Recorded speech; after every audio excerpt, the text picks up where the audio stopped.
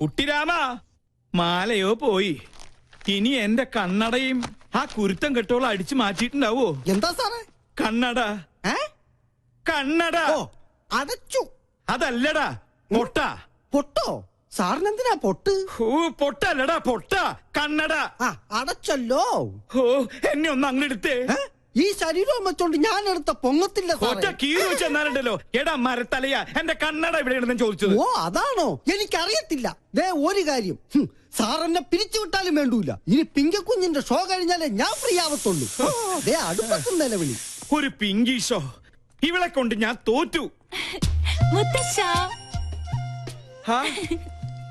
എവിടെ വെച്ച് മറന്നാലും ഈ സമയത്ത് ഇത് അന്വേഷിക്കുമെന്ന് എനിക്ക് അറിയായിരുന്നു. ഓ പിന്നെ ആ തല തിരിഞ്ഞവരുടെ വേഷം കെട്ട് കാണാനൊന്നും എന്നെ കിട്ടില്ല.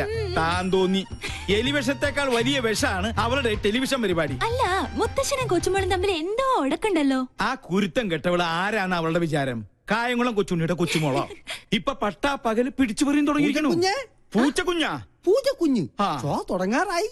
Welcome to colour show. ഒരു സന്തോഷ വാർത്ത. ഞങ്ങൾ ഇന്ന് വിജയകരമായ 50ാം എപ്പിസോഡിലേക്ക് കടക്കുകയാണ്. മാന്യ പ്രേക്ഷകരുടെ സഹകരണം തുടർന്നും. നിന്ന് വാചകം അടിക്കാണ്ട് വേഗം തുടങ്ങടി.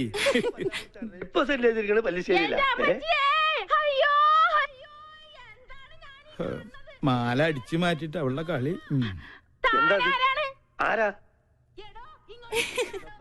ഈ കൊച്ചിനെ അച്ഛനോട് ചോദിക്കി. അറിയില്ലല്ലേ? പള്ളിപ്പുറം പള്ളിയിലെ പെരുന്നാളിന് കച്ചവടത്തിന് വന്നത്. എന്റെ മാല. മാലയോ? അത് ഞങ്ങള് തമ്മിലുള്ളൊരു ഇടപാടാ. ഓ, ആശ്വാസായി. ഇതിനു വേണ്ടിയായിരുന്നെങ്കിൽ എന്നോട് ചോദിച്ചാ മതിയായിരുന്നില്ലടി കാന്താരി.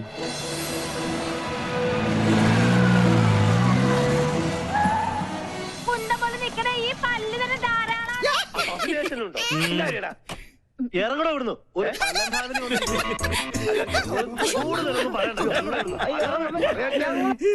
അടുക്കളയിൽ ജോലിയൊന്നുമില്ലേ? ഉണ്ട്, സാറ് നിർബന്ധിച്ചിട്ടാ. ചുമ്മാതല്ല കോമാളി വേഷം കെട്ടി കൊച്ചുമോള് തെരുവിൽ കാള കളിച്ച് നടക്കുന്നേ. പ്രോത്സാഹിപ്പിക്കാൻ കുടുംബത്തിൽ തന്നെ ആൾക്കാരുണ്ടല്ലോ.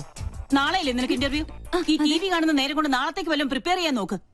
ഒരു ബഫൂൺ ഷോയും അതിനു കുറെ കാഴ്ചക്കാരും. ഈ പോക്ക് പോയാ ഇവിടെ എന്നെ അമ്മാവനായിട്ടും അംഗീകരിക്കില്ല, അമ്മായിയപ്പനായിട്ടും അംഗീകരിക്കില്ല. കലികാലം. ടി വി കണ്ടുപിടിച്ചോനെ വേണം ആദ്യം കൊല്ലാൻ. മസ്തിക്ക് പാഠശാല. എന്നാ എന്റെ ഷോ വെക്കാതിരുന്നത്? ഓഹോ, പട്ടാളത്തിന്റെ വിലക്കുണ്ടാവും. അതെ, ഞാൻ തന്നെ ഓഫ് ചെയ്തത്. നിന്നെ രാഷ്ട്രം ആദരിക്കുന്ന ചടങ്ങൊന്നുമല്ലല്ലോ ടി വിയിലുണ്ടായിരുന്നത്. കണ്ട അലവലാതി സിവിലിയൻ പിള്ളേരോടൊപ്പം കൂത്താടി നടന്ന് ഓരോരോ കോപ്രായങ്ങളും കാട്ടി മനുഷ്യന്റെ മാനം കെടുത്താൻ ഇറങ്ങിയിരിക്കുന്നു. മെയിൻ സാബിനോട് ഞാൻ എന്നും പറയാറുള്ളതാ, എല്ലാ പ്രൊഫഷനും അതിന്റേതായ അന്തസ്സുണ്ട്. അല്ലേ മുത്തശ്ശ? പട്ടാള നിയമം അടിച്ചേൽപ്പിക്കരുത്. എനിക്കിഷ്ടമുള്ള ഒരു ജോലി ഞാൻ ചെയ്യുന്നു. എൻ വഴി താൻ ഈ വഴി. അല്ലെങ്കിലും നിന്റെ ഇഷ്ടം തന്നെ ആയിരുന്നല്ലോ എല്ലാറ്റിലും. എൻട്രൻസ് പാതിയിൽ നിർത്തി. ചേർന്ന കോളേജിലെല്ലാം പ്രശ്നക്കാരി.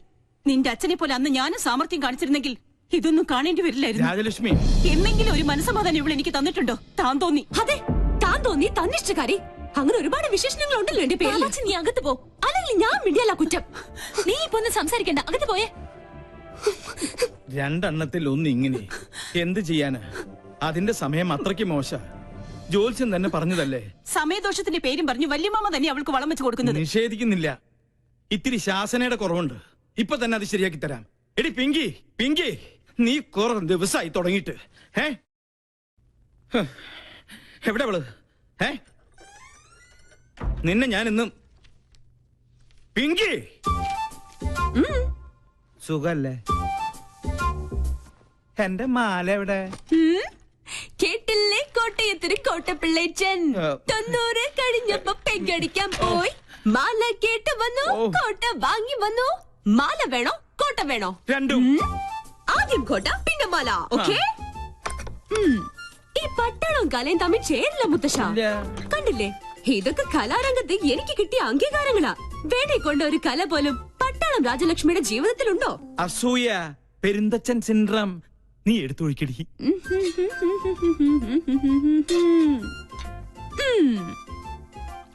കപ്പ് നിറഞ്ഞില്ലേട്ടാ. ഇത്തിരി നിറഞ്ഞ മതിട്ടോ. വെള്ളം അധികം വേണ്ട, വെള്ളത്തിന്റെ കുത്തിനിക്ക് പിടിക്കില്ലേ. മതി മതി. മോളെ ഇങ്ങോട്ട് വന്നേ. നീ നിന്നോട് പല പ്രാവശ്യവും ഞാൻ ചോദിക്കണം ചോദിക്കണം എന്ന് വെച്ച് വിചാരിച്ചിരിക്കുകയായിരുന്നു. നിനക്കെന്താ ഇങ്ങനെ ഒരു ക്ഷീണം?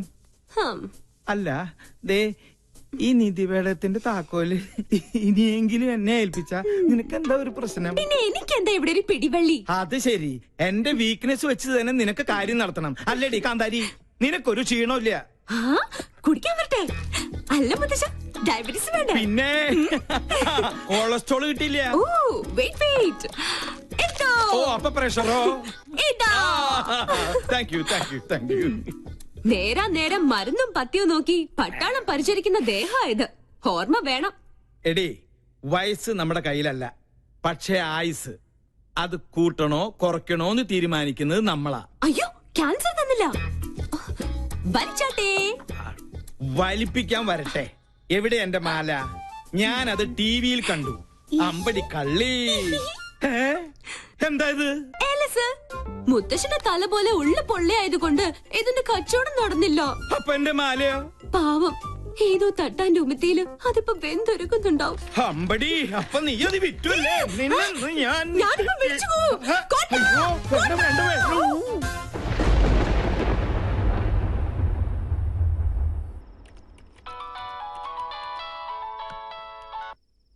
ഹലോ. സർ, ഞാൻ ലീഗലായി മൂവ് ചെയ്യാൻ തന്നെ തീരുമാനിച്ചു. Are you suspecting anyone? Sir, nursing assistant one mister Stephen. He's the cheater. I know him. സർവീസിൽ അയാളുടെ പ്രീവിയസ് റെക്കോർഡ്സ് വളരെ മോശമാണ്. Be careful. Okay sir. If you need any official help, call me. Thank you sir. Hello madam ഞാനാ Stephen. എന്താ? Madam ஒன்று மனசு வச்சா இந்த ப்ராப்ளம் சால்வ் பண்ண முடியும். What you mean? இல்ல എത്രയാന്ന് വെച്ചാ ഒരു പങ്ക് ആരും അറിയാതെ ഞാൻ എത്തിച്ചോളാം. യുഡിയറ്റ്, തന്നെ പോലൊരു ക്രിമിനലിനെ ഞാൻ വെച്ച് പൊറപ്പിക്കില്ല. അങ്ങനെ വാശിയിലാണെങ്കിൽ എനിക്ക് എന്റെ വഴി നോക്കേണ്ടി വരും. Stop it. എടാ ഡാഷേ, ഞാൻ പറയുന്നത് നീ അങ്ങോട്ട് കേട്ടാ മതി. നാളെ കാലത്ത് ഷൂട്ടുള്ളതാ. സ്റ്റോറി ബോർഡൊക്കെ റെഡി. ക്യാമറയുമായി നീ അങ്ങോട്ട് വന്നാ മതി. പോടാ.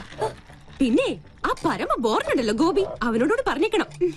പോടാ ഡാഷേ. Stop it. തീന്മേശയിലാണോ നിന്റെ തന്നോന്നിത്തരം? ടേബിൾ മാനേഴ്സ് അറിയില്ലേ നിനക്ക്?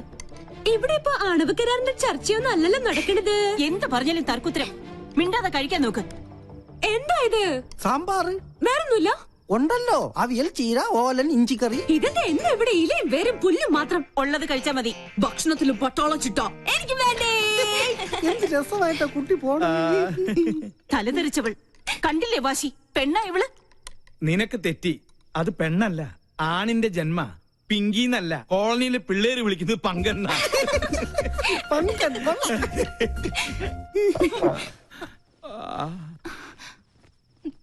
മോള് കഴിക്ക്. ഇതിവിടെ പുത്തിരിയൊന്നും അല്ലല്ലോ.